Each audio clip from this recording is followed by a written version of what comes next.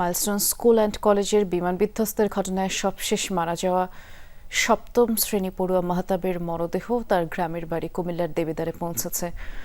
আমাদের সহকর্মী খোকন চৌধুরী আছেন সেখানে। খোকন, জানাবেন নিহতের জানাজা দাফন প্রক্রিয়া কখন নাগাদ সম্পন্ন হবে?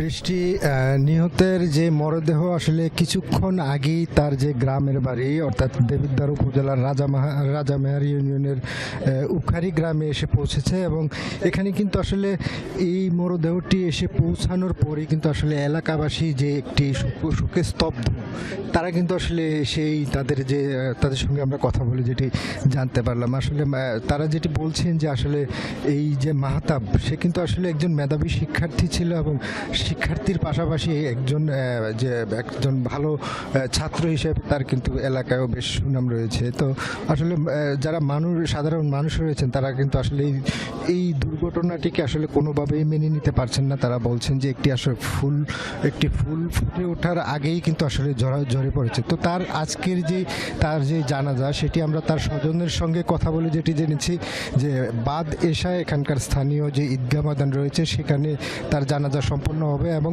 এরপরেই কিন্তু তাদের যে পারিবারিক কবরস্থান রয়েছে সেখানে দাফন করা হবে। তো এখানে কিন্তু আসলে তাদের যে গ্রামের বাড়ি, এখানে কিন্তু আসলে একটি সুখের একটি আবহ পরিবেশ তৈরি হয়েছে। আসলে সাধারণ মানুষ আসছেন, তার যেই নিথর দেহটি বিশেষ করে লাশবাহী গাড়িতে পড়ে রয়েছে সেটি কিন্তু আসলে দেখছেন, যদিও আসলে তাকে এখন অনেকটাই চেনা দুষ্কর, তবে মানুষ দেখছেন, শেষবারের মতন দেখে নিচ্ছেন এবং সবাই তার জন্য দোয়া করছেন যে একটি ভালো ছেলের আসলে তার জীবনের সমাপ্তি ঘটলো, এইটি কিন্তু আসলে অনেকেই মেনে নিতে পারছেন না। তাদের পরিবারের প্রতি আসলে সকলেরই সমবেদনা এবং তারা বলছেন যে এই ছেলেটি একটি মেধাবী ছেলে তারা হারিয়েছেন তাদের এই এলাকার। বৃষ্টি, এই ক্ষতি তো আসলে কখনোই পূরণ হবার নয়। আপনি দেখাচ্ছিলেন এলাকার চিত্র, ধন্যবাদ জানাচ্ছি।